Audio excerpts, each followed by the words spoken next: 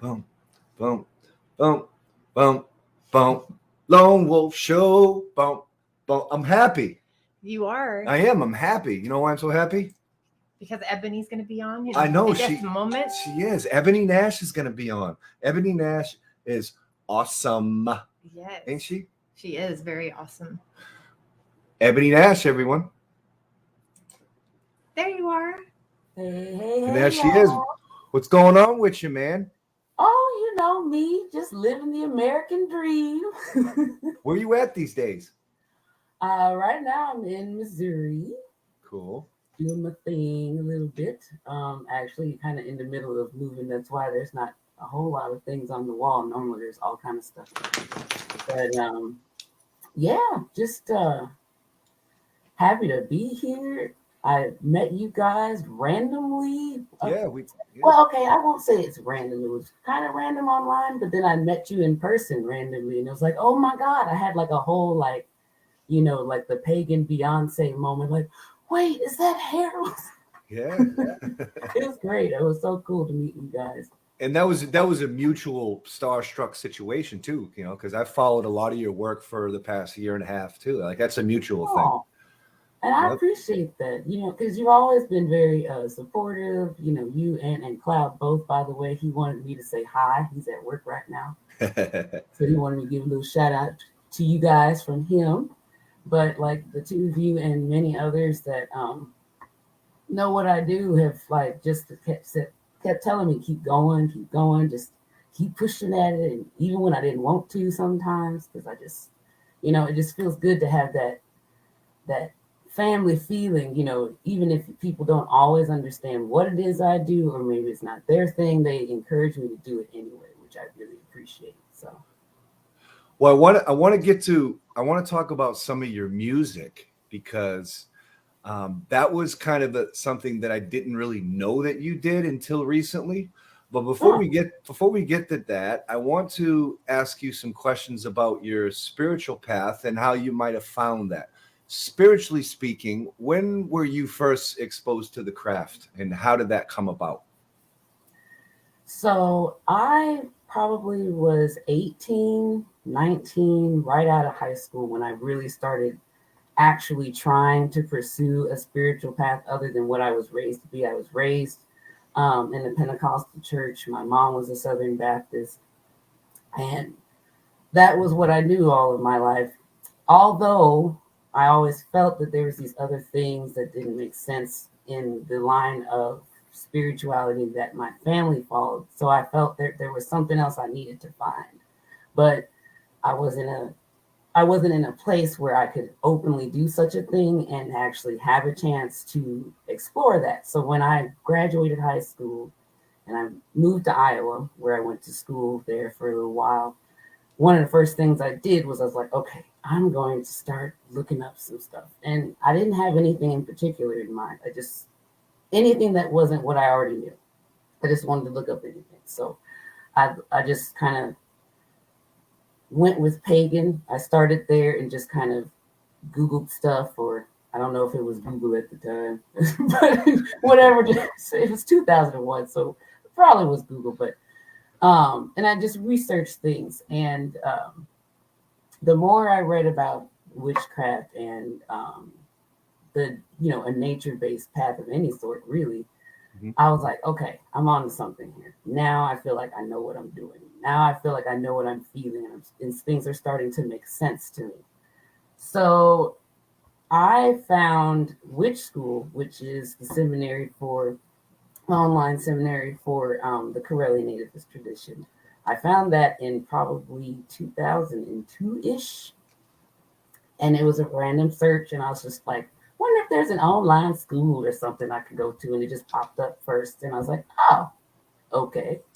And I gave it a shot. And next thing I know, here I am all these years later. I mean, many ups and downs and ebbs and flows as I struggled with being comfortable with the fact that I was doing something that wasn't Christianity, which is what I grew up as. And anybody that knows, you know, you don't do anything else. You know, you don't believe in other things. You don't go. That's just bad. So it took a while for me to really embrace what I already knew was there. And so it was great when I finally did latch on to the Correllian tradition, because that's when everything really clicked for me. And it's like, oh, that's why I feel this way. That's why I think these things. So it started about 2002 Mm-hmm. to now. Yeah. So you've been a student of the Correllian tradition since 2002. Yes, with a 14-year break smack in the middle of all of that time. Because like I said, that was a time when I was going through a lot personally, and I was struggling with some things. There was other things that were outside of my control that affected my own spiritual path as well. So I just kind of stepped back from it all. Mm-hmm. I was solitary when I first started. It was actually not until 2019 that I started to meet anybody that I actually know and speak with now, really, which is great, because I felt kind of like lost in this kind of sea of the pagan community, and who do I reach out to? Who do I talk to? What do I do with all of this stuff that's going on in my head? So I just kind of backed away for a bit.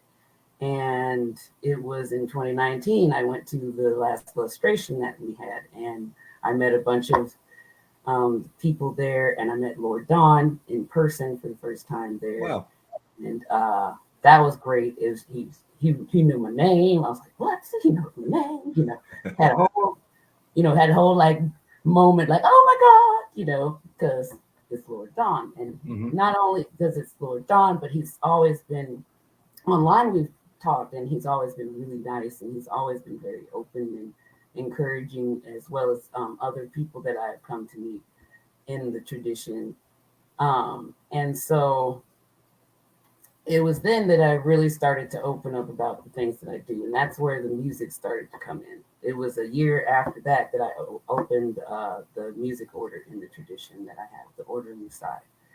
Because music is my thing. That's just been in my heart for as long as I can remember. I feel like I eat, breathe, sleep, drink, anything music related. So it was just, I struggled because I felt that it was a spiritual thing, but I didn't know how to implement it in any meaningful way. So I've just been very happy to be able to finally get out of my shell a little bit and help others, get out of their musical shell. And then, which brought me to, where I am today in this album, which I called Inspiring Afterthought, because which comes out June 21st, by the way, this year. And awesome. I'm so excited. It's so hard to not just be like, here it is. But it's like, nope, gotta be patient. But I called it Inspiring Afterthought because I found myself kind of sometimes thinking in myself musically as an afterthought, because I'm so busy trying to help others, and I want to help others, and I get a lot of joy and gratification from seeing other people grow in a musical way, because it's a magical thing as well as just the music part. But then I always forget, oh wait, why didn't I do that? Why haven't I written this? Why haven't I put that out? And people are like, why don't you? And I'm like, well, okay. And here we are. So yeah, I'm nervous, very, very nervous, but I'm excited at the same time. So. You say that you're nervous. I mean, I think it was just yesterday I saw a public ritual from the Correllian tradition where Lord Don Lewis was actually, I think he was facilitating that the Ostara, celebration, and you were there. You were part of that. And I mean, the Correllian tradition is very large, and there's only so many, seats that would be in that, public ritual online, and there you were. I mean, how did you progress enough to be part of rituals like that? I mean, you must have really put in the work. Well, as everybody that was in that ritual, it takes, it's the work that gets you there. And there are so many hardworking people in the tradition. It gives you a lot of inspiration. It gives you a lot of motivation to pull that same kind of drive and hard work out of yourself. So everybody that was in there and everybody that I know in the tradition to date has given me the drive to work hard. So it's completely an honor for me to even be able to sit in the room with many of those people, let alone know them in any personal way, and then to do ritual, which is a very personal thing and a very beautiful thing together like that. It's just, icing on the cake for me, because it's all about just growing and learning as much as I can about myself as a spiritual being, and how to help others and inspire themselves. So like anytime that I get to interact with others who have inspired me, who are still also inspiring others, it's just you have to be willing to do such things. You don't get those kind of opportunities all the time, and you never know what you learn and what you can grow from such an experience. And it's tough because it definitely helps with public, and being in the public and being on a screen or being on a live or on a show like this, because contrary to what people think, I am terrified of doing these types of things. I really am. Like, I might not look that way, but inside I am just like, oh my God, what is happening? It's very nerve-wracking for me, but I appreciate having these opportunities to get better at it, because it is part of, the hard work is learning how to deal with public and dealing with those types of things. And, when you're in the presence of someone that you admire a lot, how to be able to handle that kind of stuff. Because like I said, it's just a group full of people like, I just love all these people.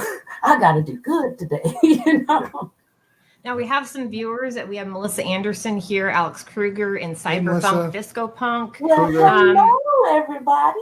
And Graham Mason says, so proud of you, Ebony. And we are too. And Monica and I are too.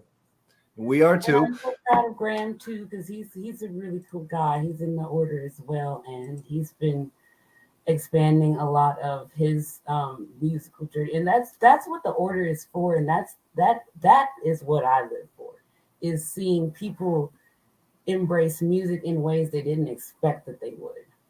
I've even seen people who are like, I don't like music at all, suddenly are like, actually, I might could use it in this way, or I might could use it in this type of a therapeutic way, which is what I've been trying to like open people's eyes to more, because sometimes I feel like we don't realize just how integrated music is in our everyday life. We listen to it on purpose, when you put a CD in, if you still have CDs, or you just pull up, some, an MP3 or whatever.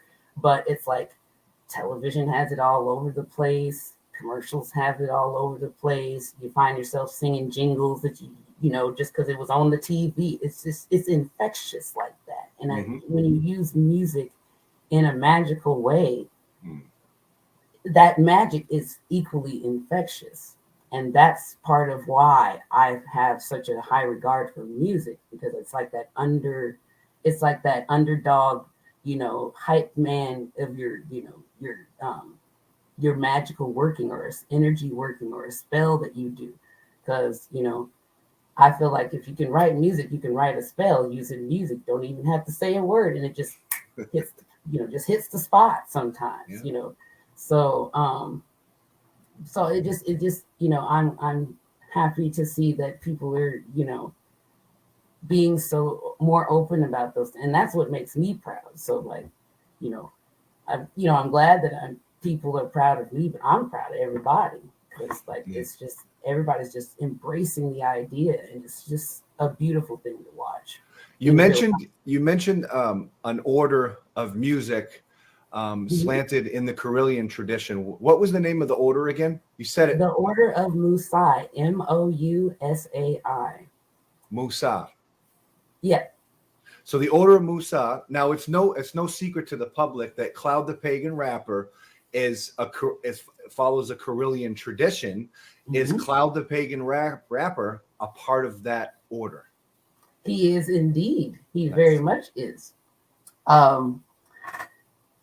He has been a big part of me opening up more musically as well, because he also helped encourage me a little bit. I mean, a lot of people have encouraged me over the years, and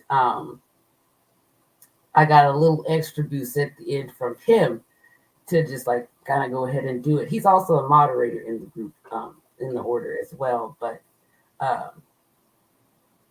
he's been a musician that's always been very straightforward with me and just like, look, you need to just go on and do this.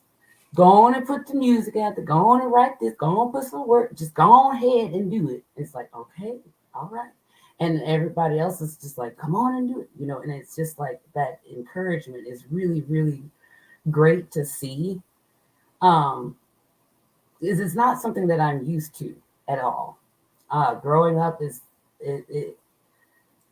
you know, it's all, you can't do music, this, you know, you can't make money doing that, and blah blah blah. And it's like that's not the point for me. Money, if money comes, it comes, but it comes and goes anyway, no matter what you do. That's not the point. I want something that's lasting, and to see people make lasting connections with music and incorporating it in ways, that's what matters to me, and that's what matters to Cloud as well. So we connected very easily on that, and it's just been one heck of a friendship, and I really appreciate, you know, him being a support along with you guys as well, because you guys have equally been just as supportive. So a lot of support I'm not used to that stuff, but I'm going to get used to it.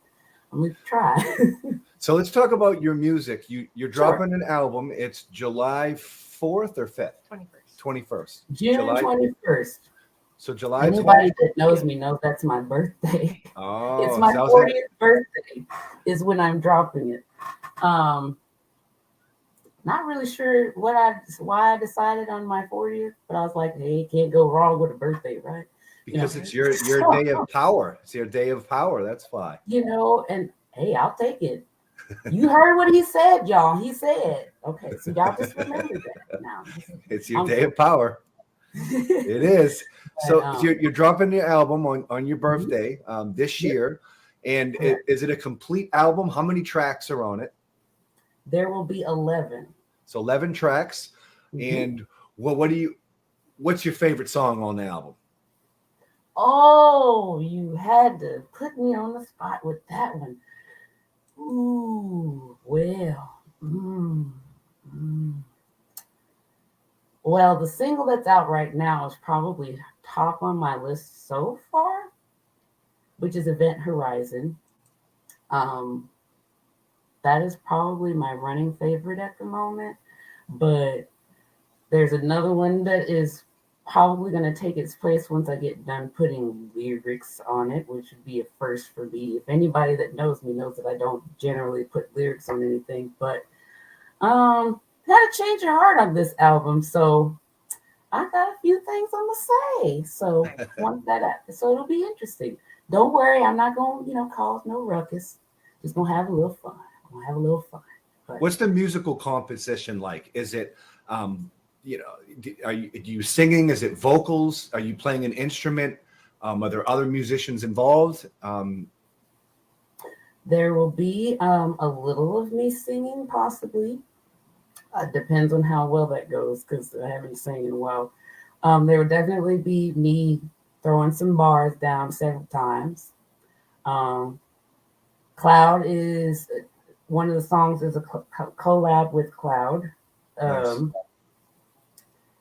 I'm going to be talking to you, Mr. Wolf, about one of the tracks on there that I want to throw you on as well. So that is something everybody else could also look forward to. I've been asked what genre my music is, and I really don't know how to answer that, because I have a lot of wide range of influences. I love jazz, I love bluegrass, I love rock, I love old school, 60s music. I love disco. I mean, and so my music reflects a lot of different types of genres. So it's kind of like I can't really say it's just this, other than it's electronica. I can say that much, but it'll be interesting. I'm gonna tell you that. It'll be very interesting. We have a hard time choosing that when we put music out also. Yeah, we have a hard time doing the same thing. how do you do it? Do you have a method you use? Like, how do you guys choose? Because I certainly We don't go know. through the list and we both pick out what we feel is best and go with that. It's very limiting. A lot of times, if it's because there's only so many categories you can choose, especially when using certain programs like DistroKid. It'll give you you can pick new age. You can pick is it hip hop? Is it R&B? Is it rock? Is it gospel? A lot of times I find myself going between new age to hip hop, rock, and sometimes they have a section where you can say singer songwriter too. But it just depends. And it's actually interesting because our circles really don't of music. It's like pagan music. But is it really pagan music? And is pagan music actually a genre?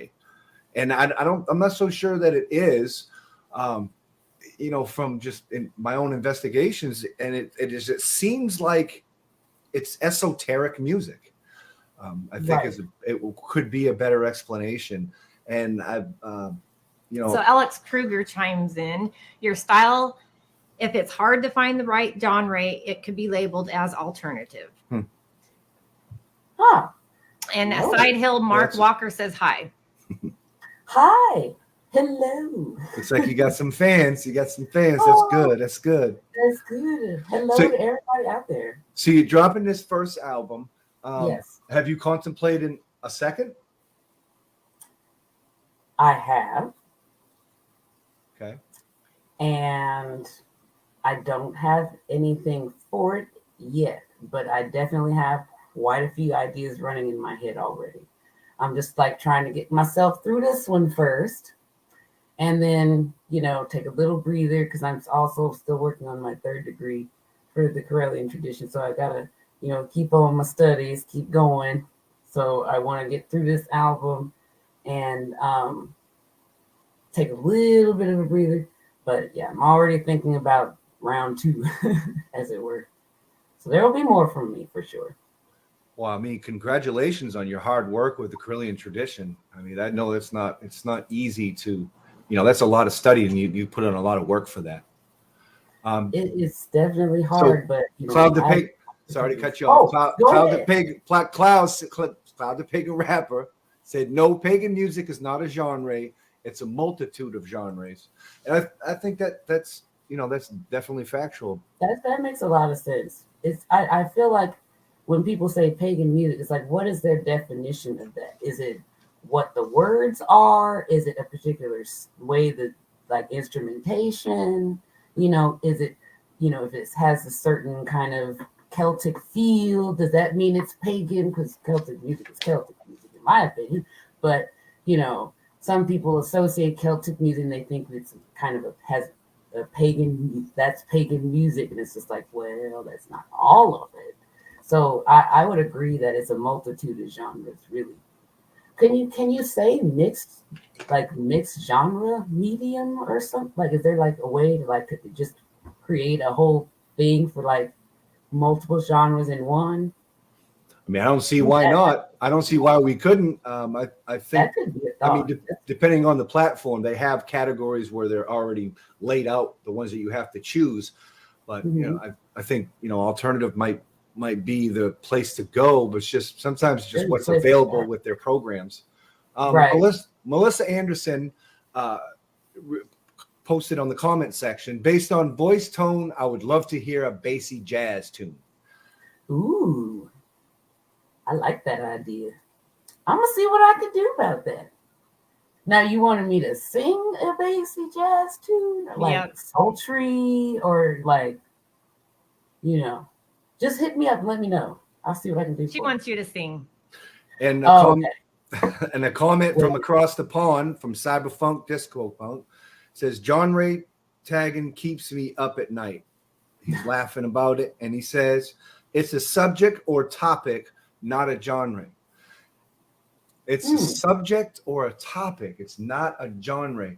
And our music is it's like our spiritual path.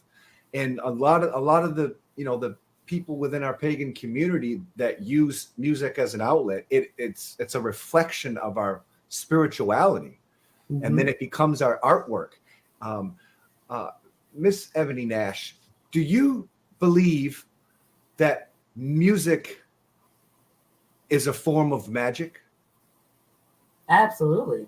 I think it's one of the most underrated forms of magic because it's so readily available that we forget just how inherently magical it actually is, which is what I was alluding to with the fact that music integrates all aspects of our daily lives. Even if we don't necessarily put music on personally ourselves, we're bound to hear something somewhere. And, movies, they use it in movies. Not just, a song that everybody knows that's catchy, but, they put particular type of music to make you feel a certain way. If you were to watch a show about, auto parts or something, about it, an automotive show where somebody's fixing up cars, you probably don't want to hear, Enya behind that. You're not going to feel that same like rush of adrenaline that they want you to feel when you're looking at a car and they're like, look at what we're doing. We're fixing this up. But you put some, some rock in there, you put some metal on there, that'll rev the engine, for, lack of a better term. So it's already affecting how we interpret things. It's just reminding people that now you can do that and you can be in control of that in your own spiritual path and take music and make it just another not only something that's just background music, it's literally another tool in your magical toolbox. Right. All right, Miss Nash, we're going to take a short commercial break with a tune you might have heard, and we'll be right back. Cloud the pagan rapper. Yeah. Hey, Lone Wolf, where you at? Oh. Moon Estria, where you at? I'm right here, boys. Yeah, let's go. Let's go. Yeah. Let them know, Cloud. Hip-hop music, yo, I can't live without it. I have a spiritual experience and then I rap about it. A pagan rap controlling power from my deities with visions of the future. You can call me Paul Atreides. So how you doing? You must be high on spice if the only thing you see right now is love and light. Yo, the world as a whole could use a whole lot of healing from the core of her mother's skin to the atmospheric ceiling. Wicked faith healing, speaking, singing, screaming, big spring playing, the spell just repeating, the trance like dreaming, the baneful decreasing, trying to bring the peace in, broomstick sweeping, good magic weaving, a witch hot feeling, spells with a meaning, intent with speaking, control that breathing, time to release it, rhyme with a reason. Raise your hands up high, yo, let's combat the tragic. I'm calling all witches, heal the world with our magic. To heal the world with our magic. To heal the world with our magic. Raise your hands up high, yo, let's combat the tragic. I'm calling all witches, heal the world with our magic. To heal the world with our magic. To heal the world with our magic. Beating on the drum, yeah, just catch the vibe. Wolf in the clouds, yeah, chilling with the tribe. Giving high fives, do you want a peace sign? Homage to the woke is Putin behind. Dancing by the shrine, good times that are mine. I kinda like Ellen on the show, be kind. Fear not nothing, the gods will provide. Witches worldwide, amplified, now's the time. Raise your hands up high, yo, let's combat the tragic. I'm calling all witches, heal the world with our magic. To heal the world with our magic.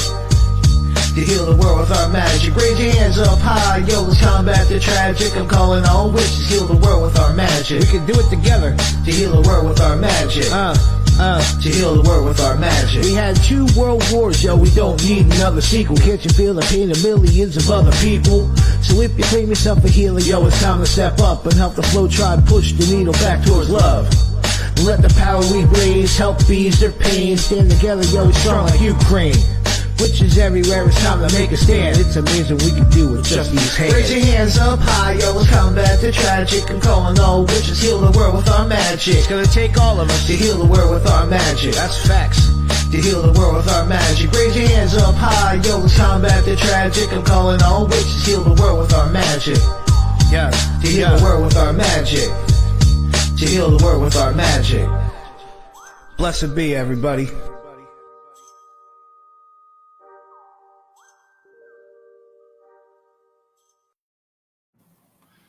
And we're back, Lone Wolf Show, and we have Eboni Nash from the Correllian Tradition, and who's going to be dropping a hot new album on her birthday.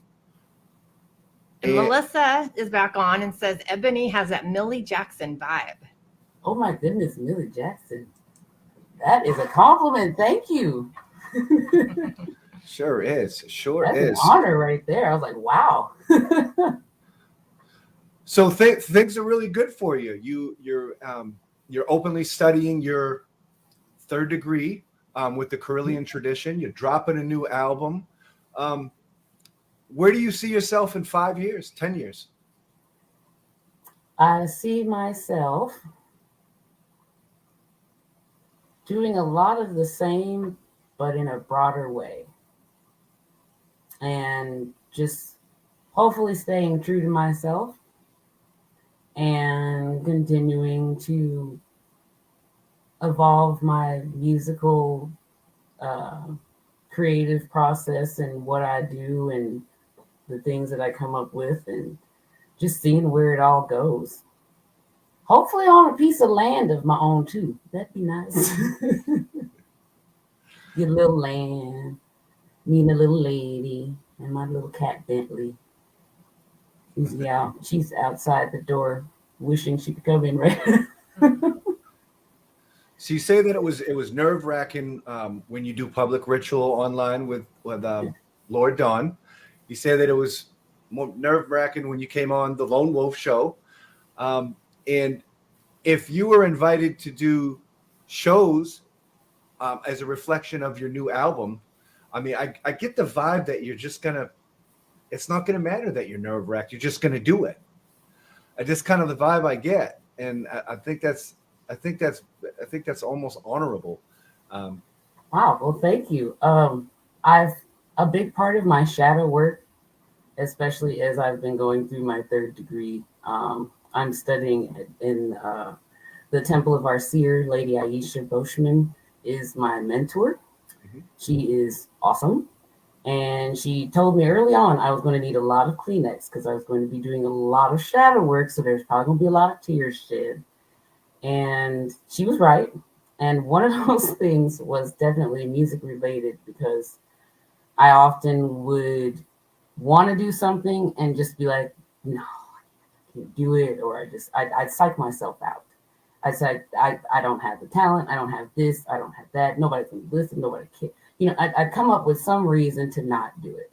And so part of my shadow work now is moving past that and just doing it anyway, even if I don't want to, because I really do. It's just getting over my own insecurity and my own hangups, because I mean, everybody's got things that they've been through in life that have caused triggers one way or the other. I am no different, but I also know that I've self-inflicted some of those just from being so insecure about what I do.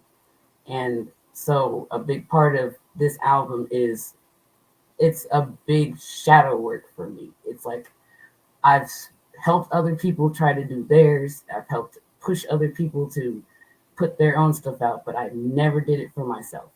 I never pushed myself enough to actually say, you know what, I'm going to do this. This isn't the first time I've wanted to put an album out. This is just the first time it's actually happened, because I didn't allow myself to talk myself out of it this time. And I forced myself to post it where other people could see it and post it to hold me accountable as well. Because, it just kind of seemed wrong to just encourage so many other folks, but not encourage myself to do the same thing. I kind of have to follow my own advice. So I can't really be an example to anybody else if I'm not even going to do what I say. Mm-hmm. So I had to do it. And what is the hardest thing that you've had to overcome in your walk with the old ways? Ooh.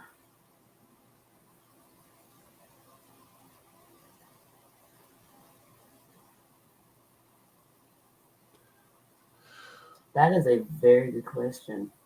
And one that you don't have to answer either. I was just putting it out there. No, there's nothing wrong with answering the question. It's just there's so many different things. Like I can't pick one, but I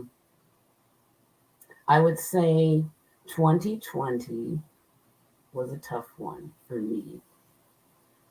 A lot of my shadows kind of were in my forefront.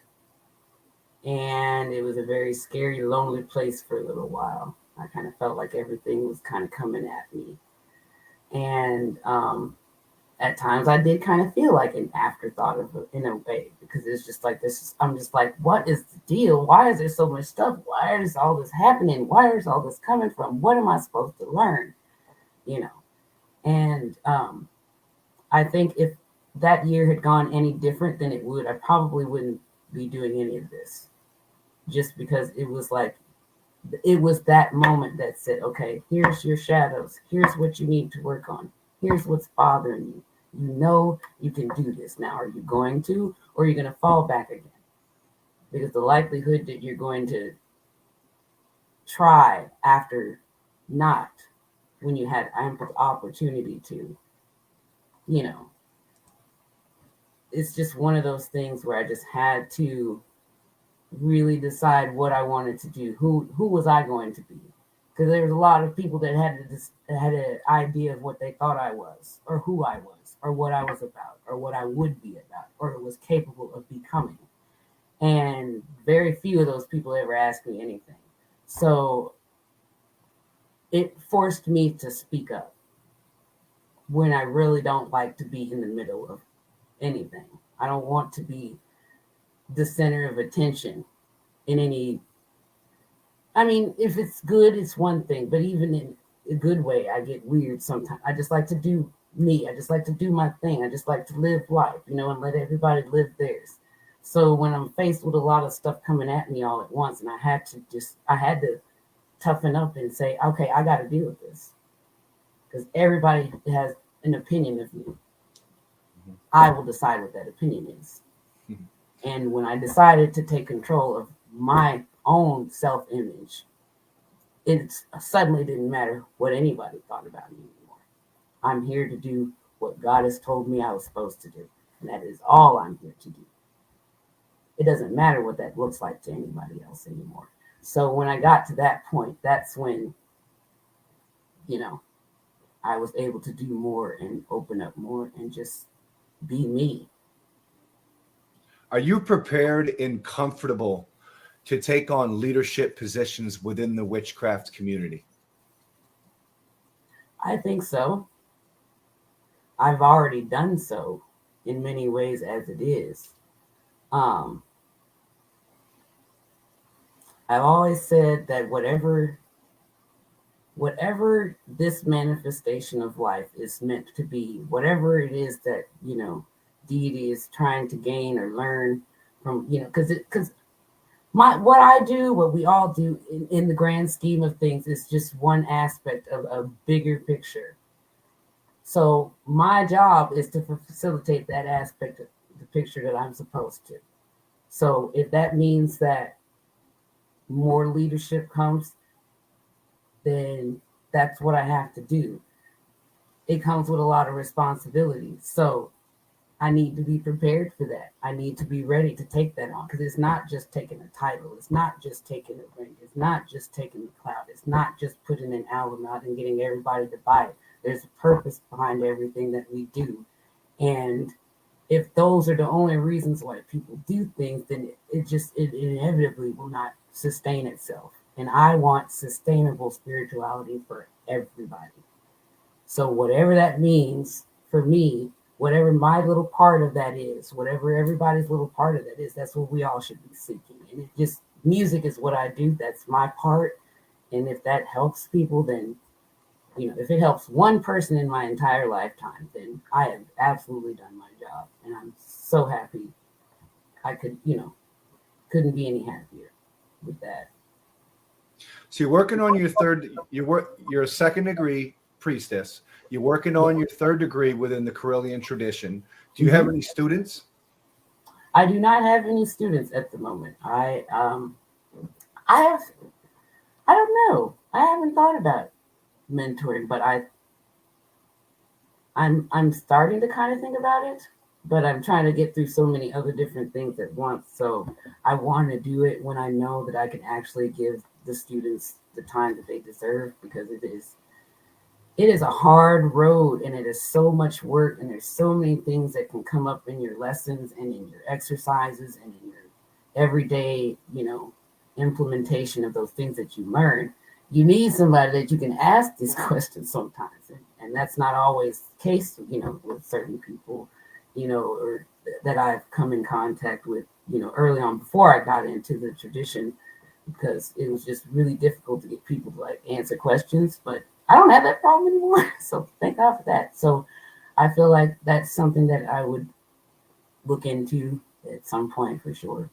So jumping back to your music that's coming out in July, June 21st. Sorry about that. June 21st. That's why I have my co-host, and we love her dearly. Oh, where yes, can, we do. Where can we find your music once it's dropped? Can we find it on Amazon? Where can it be available for the public? That is to be determined, but I plan to put it on, it'll certainly be on, oh my goodness. I want to say Bandcamp is what I'm thinking of, but I'm not sure if that's correct. But I definitely want to put it on Amazon, wherever I can at this point. That's what I'm in the process of working out right now. But definitely want to put it on Amazon. Check out Spotify. Bandcamp is another one I'd like to do. So there will be announcements about that in the next couple of weeks for sure. We're getting to the end of our interview, but I wanted to ask you one more question. And this concerns, I want to say, new seekers or people that are young in the craft. They might be 19, 20, maybe even late teens, and they really love the craft and they really love you. And they ask you for your advice. What would be your message to the new seeker, to the young in our tradition, or to the young in the Correllian tradition? What would be your message to them? Don't be afraid to ask questions when you don't know what's happening.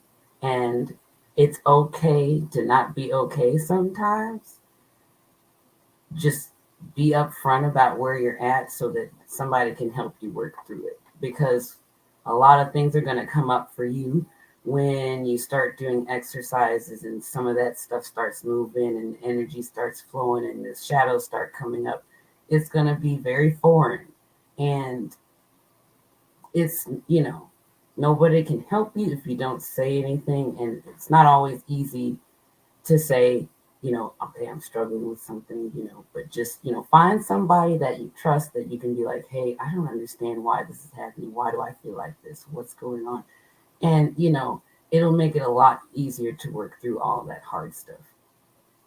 Do you have any last words for your fans, your family, people that support you? I love every single one of you guys. I'm crazy. I'm loud. I can be paranoid sometimes, but you all have talked me down from all of that over the years and kept pushing me towards this goal. And this album is for all of you. It's not just for me. This is for you guys. Y'all put in just as much dues with me. And I appreciate everyone, all of my Temple Arcere people, everybody in the tradition, everyone all of my family back home in Texas, my second family in Iowa, everybody that knows who I am. Thank you for being there for me. I really, really appreciate it. And thank you for being a guest on the Lone Wolf Show. I hope to be seeing you grow even more beautiful within the pagan community and growing with your music and all that stuff. So we love you too. Love you. Oh, thank you guys. Bye-bye. Show, Lone Wolf Show. Yeah.